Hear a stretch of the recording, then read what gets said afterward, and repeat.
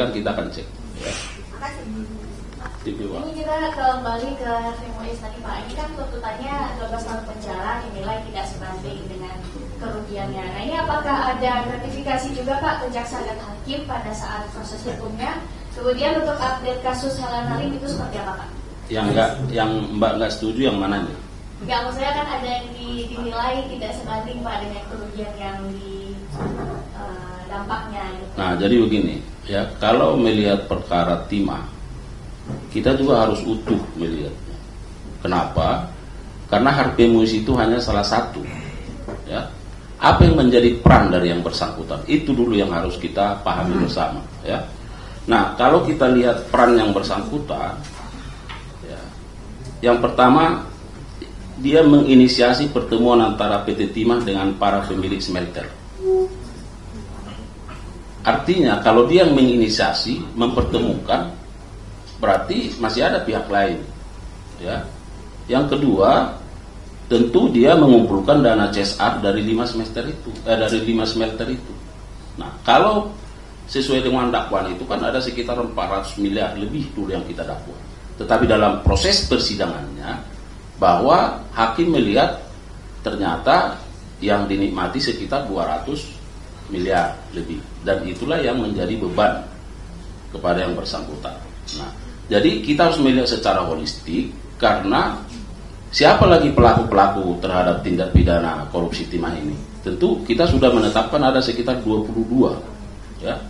Nah, lalu apakah itu cukup? Nanti kita lihat bagaimana perkembangannya. Siapa lagi yang akan dimintai pertanggungjawaban terhadap itu?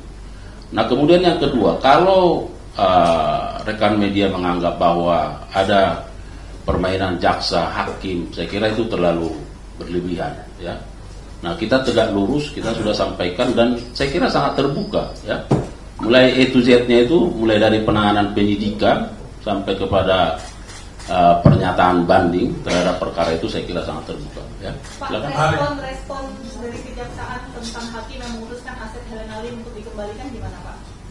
Kan hakim memerintahkan untuk mengembalikan asetnya Helen Halim disita oleh Kejagung untuk dikembalikan. Respon dari Kejagung? Nah, Helen Halim itu kan baru diputus kemarin. Kita masih punya waktu 7 hari menurut KUHAP, ya, menurut hukum acara. Nah, jadi jangan dikira bahwa 7 hari itu kami tidak mendalami, ya. Itulah fungsinya KUHAP, memberi waktu kepada para pihak untuk pikir-pikir.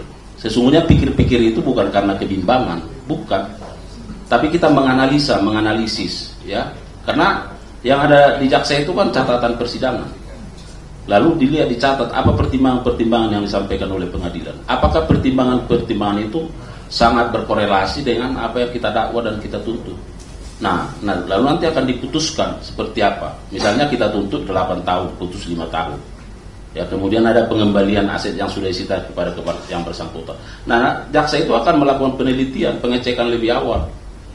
Nah, kita punya dokumen terkait itu, maka disita. Lalu kenapa pengadilan harus mengembalikan ke yang bersangkutan? Apa pertimbangannya?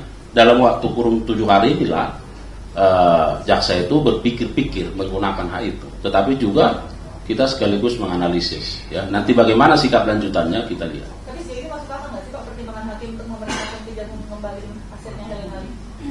Itu yang sedang dikaji oleh penuntut umum, ya. Pak Ari,